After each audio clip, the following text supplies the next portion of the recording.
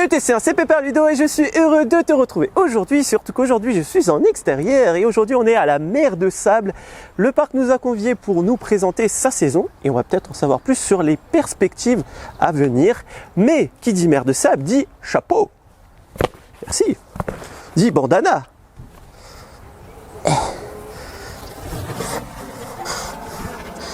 et dit étoile du shérif. Yeah!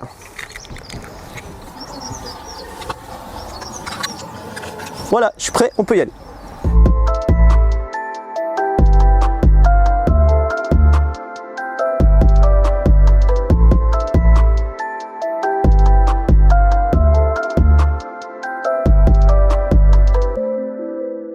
Bon, merci à tous d'être là. Je suis Antoine, le directeur de la mer de Sable depuis 3 ans. C'est ma 4e saison. On est très fiers de vous accueillir dans un parc qui n'a jamais été aussi beau, en tout cas depuis que je suis là, parce qu'à l'époque de Jean-Richard, il y a déjà eu des périodes où le parc était encore plus beau, j'imagine. On a été conviés dans la salle de séminaire, toute nouvelle salle, donc c'était assez intéressant d'aller là car personne n'y va, hormis les gens qui sont en séminaire. Elle était très jolie et la conférence était sympa. On a appris des choses sur l'histoire du parc, le parc en général, le groupe Looping et Antoine, le directeur, nous a appris que le parc voulait se recentrer sur le côté Far West. L'année dernière déjà, les nouveautés c'était plutôt de la thématisation et cette année c'est aussi ça qui va être plutôt mis en avant. Donc on va dire c'est plutôt une année ou des années de transition afin de devenir un parc à thème avec un terme très précis parce que c'est vrai que ces dernières années ça partait un petit peu dans tous les sens. Mine de rien, c'est des sous et il faut du temps pour recentrer un thème. Le parc veut également augmenter sa satisfaction client alors que déjà la note elle est au-dessus de 8, ce qui est très bien.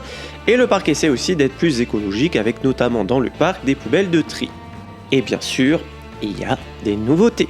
Sur les nouveautés, donc je le disais, le nouveau spectacle de Willy West. Willy West, c'est notre héros du parc. Le lieu où ça se passe, c'est West City. Je ne vais pas en dire plus, mais bon, il se passe des embrouilles.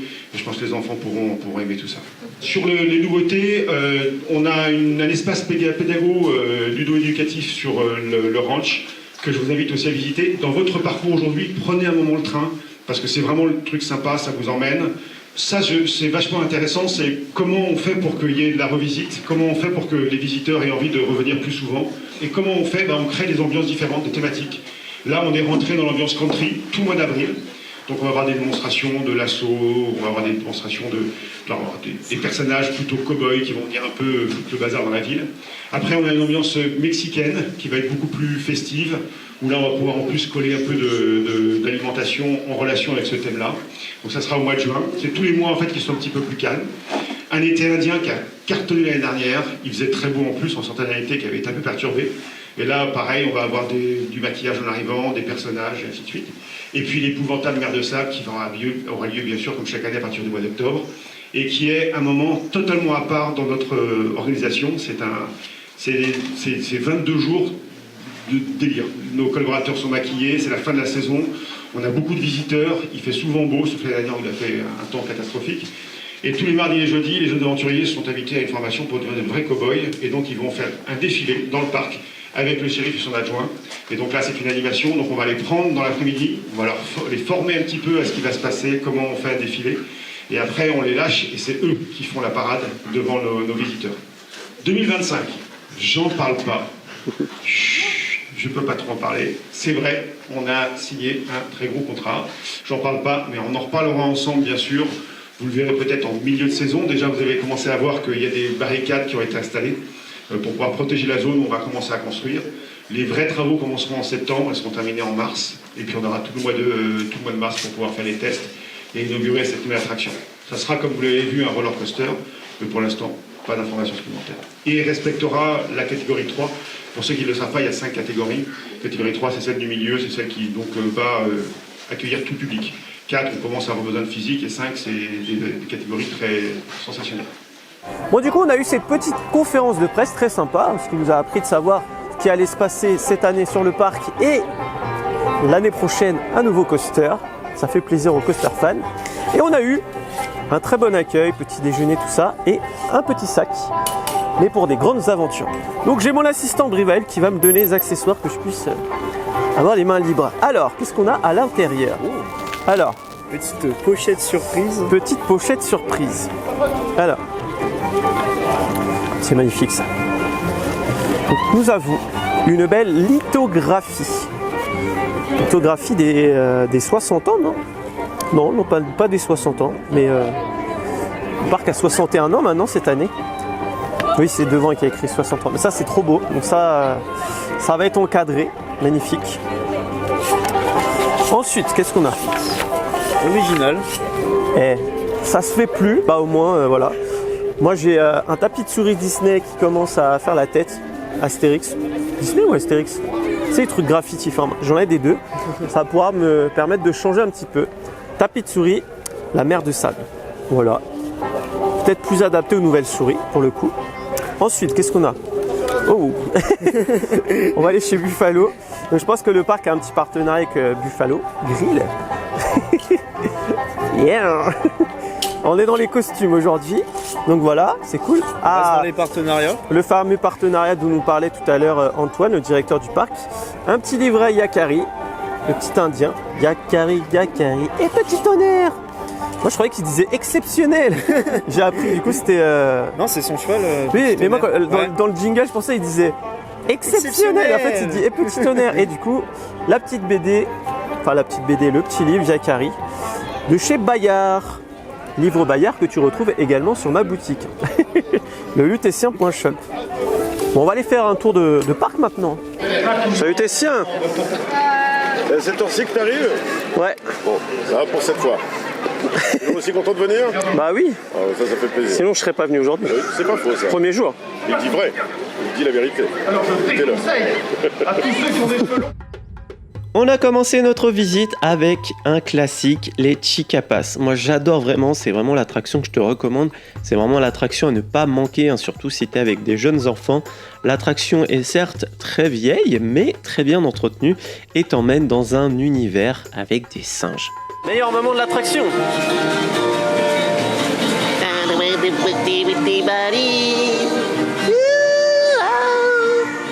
Bon, on est devant la nouveauté 2025, enfin du moins les palissades, parce que pour le moment ça a à peine commencé les travaux, mais ça permet de nous donner une idée de ce qu'il va y avoir. Donc on a appris grâce à Antoine le directeur tout à l'heure que ça va être un roller coaster.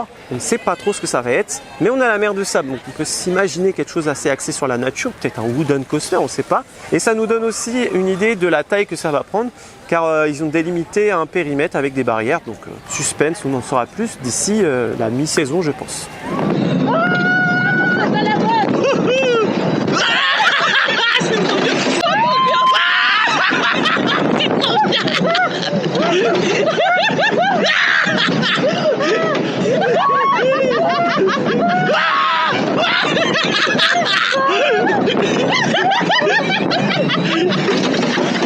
Petite information très importante pour les personnes à mobilité réduite, c'est vrai que je t'en parle vaguement généralement en fin de vidéo, mais ici à la mer de Sable, il faut que tu te rendes à l'accueil, donc du coup c'est à l'entrée du parc. Et si tu as une carte CMI en cours de validité, tu vas pouvoir avoir un accès facilité, donc on va te mettre un petit bracelet autour du poignet et un petit fascicule, ça va t'expliquer par où il faut passer. Bon, généralement c'est plutôt les sorties et ça t'indique également le nombre d'accompagnants que tu as le droit sur l'attraction. Par exemple Disco Loco, tu as le droit à un accompagnateur, ou Chiquito, tu as droit à 3 accompagnateurs. Donc voilà, n'oublie pas de faire ça si tu vas à la mer de Sable. Allez, je t'en fais 3 torches. 1, 2, 3. Et voilà, messieurs, dames. Voilà, merci, merci. Un jeu d'enfant. Bon, du coup on fait une pause repas, mon moment préféré dans la journée. Donc classique à la mer de Sable, on va au saloon car je trouve que c'est le meilleur rapport qualité-prix. Donc j'ai pris le chicken burger. Alors il faut savoir qu'il y avait beaucoup d'attentes. On va dire que c'est le premier jour, hein, donc peut-être c'est pour ça. Mais malheureusement je pense qu'on va rater le nouveau spectacle. Alors, du coup on a un bon pain bunch quand même. Ça fait pain qualitatif. Une galette de poulet, il y a des crudités, de la sauce, avec une frite et un dessert, donc soit une glace, soit un donut. Donc moi j'ai pris le menu indien, 14,90. T'as le menu avec la version bœuf, c'est 15,90. Bon, on va goûter ça.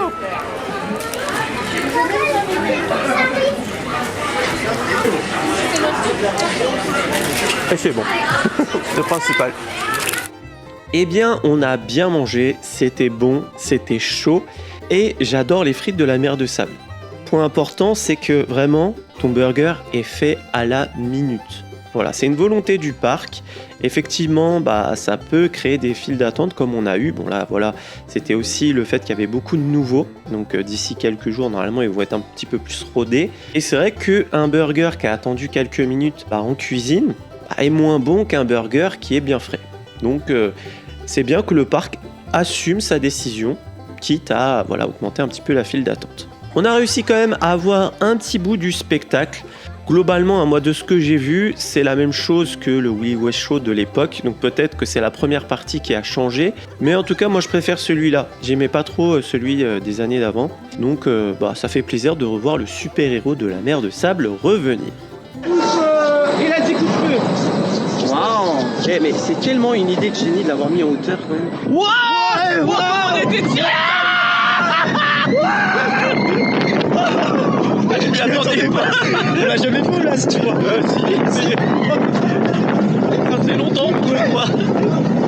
Wow. Allez, coup de feu. Coup de feu. Ah, Royal Wallo.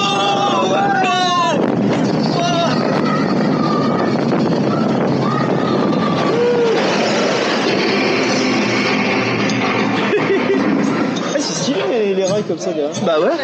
Mais c'est nouveau là, la bombe là. Et c'est pas tout le temps la même chose que tout à l'heure, ça rigolait. On est dans le train des sables, on va faire le tour de la dune et on va s'arrêter au niveau de la ferme qui a ouvert l'année dernière. Apparemment, il y a des nouveautés, des nouveaux animaux et quelque chose sur Yakari. On va voir ce que ça donne. En parlant de Yakari, on a été à la pagode, on regarde un petit peu la vie. Et je pensais qu'il y avait quelque chose sur Yakari et c'était fermé. Je ne sais pas si ça va ouvrir après ou pas, mais on va aller voir ça. L'espace dans la pagode arrivera bientôt et diffusera des dessins animés du coup de Yakari, comme on pouvait le voir à Halloween avec la petite sorcière. Bon ça y est, on est arrivé au ranch, ça fait une petite balade, c'est cool. Et on a trouvé les petits jeux Yakari. Et en fait, c'est des petites pancartes que tu vas avoir ici. Et tu vas prendre des choses sur Istio. Voilà, tu as des petits jeux. Dans un quelques mots, je sais pas si on va faire. Mais voilà, ça fait des petites activités avec les enfants. C'est la dernière, tu as la promenade à poney. On se paye 4 €. Et ça, il m'attendait qu'ils rénovent le kiosque là. Peut-être c'est prévu pour dans la saison. Et ça fait un peu bizarre pour le moment. On a un bâtiment qui est déjà des. Et voilà. Et on va aller voir s'il y a d'autres animaux. Apparemment, il y a des cristaux, tout ça. On a vu la vache. Donc, je pense que d'ici cet été, ça va être sympa. La végétation a pris. Ils ont mis des plantations, des fruits, tout ça. Vous pourrez découvrir des patiniers, des petites groseilles, des trucs comme ça. Ça va être sympa. Et ouais, c'est bien pour les enfants.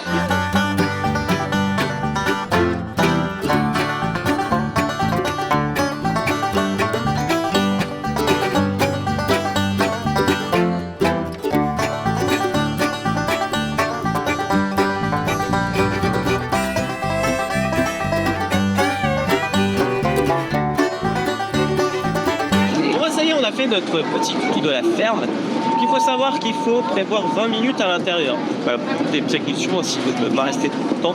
Tu ne veux pas y aller. Il y a des toilettes sur place. Malheureusement, il n'y a pas de point de restauration. Je pense que ça va venir parce que j'avais vu sur Facebook qui parlait de faire des tacos là-dedans. C'est vrai qu'il va faire chaud. On va acheter une petite boisson. Ça va être sympa. On m'a confirmé qu'il y aura bien un restaurant dans le ranch qui arrivera d'ici quelques jours.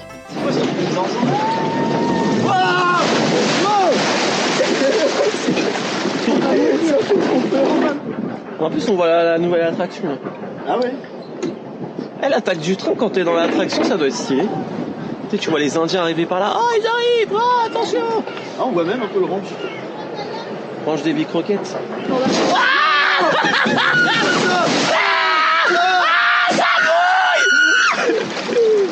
Ah, j'ai fait pipi. Non, mais c'est quoi ce truc? Pourquoi on a fait ça, putain?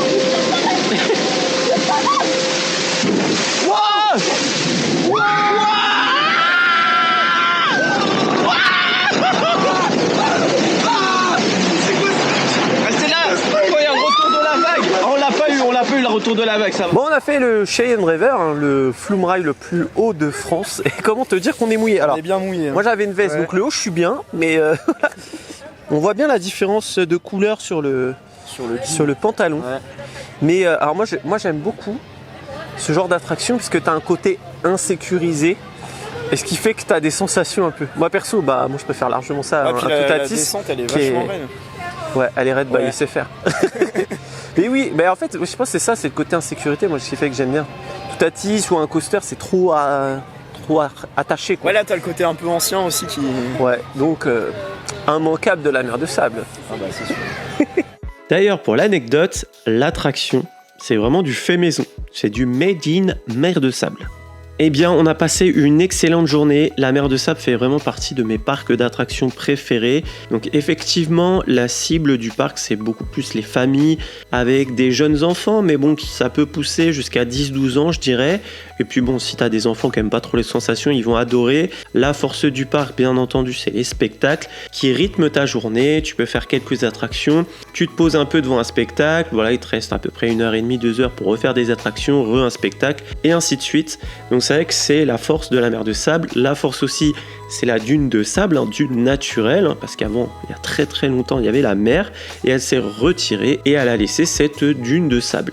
Donc c'est vrai que pour cette année, il n'y a pas vraiment de grosses nouveautés, c'est surtout de l'aménagement, il y a des petits décors à droite à gauche qui ont été ajoutés, par exemple dans la file d'attente de Tiger Express. Et moi je trouve ça bien que le parc se concentre aussi sur l'entretien de son parc, parce que c'est vrai que beaucoup de parcs ont tendance à faire des nouveautés, ce qui est génial, mais c'est vrai que il y a certaines attractions qui sont complètement laissées à l'abandon, et là la stratégie de la mer de sable, c'est d'entretenir, voilà, quitte à pas proposer de nouveautés majeures pendant 1 ou 2 ans, sachant que je le rappelle qu'ils sont en train aussi de remettre en avant le côté Far West, donc faut retirer pour remettre, donc ça coûte quand même des sous. Et l'année prochaine, on aura une grosse nouveauté avec un roller coaster. Donc il va être placé à l'endroit où il y avait le train du Colorado à l'époque, je sais pas si tu as connu. Enfin bon, voilà, ça promet un bel avenir pour la mer de sable. Moi c'est vrai que je préfère ce côté Far West au côté un peu aventurier dans le Sahara avec les jeeps, les quads et tout. C'est vrai que le thème Far West a plus de sens, je trouve. Enfin moi je préfère personnellement. Dis-moi ce que t'en penses dans les commentaires, mais bon, moi je trouve que c'est un bon choix de la part de la mer de sable.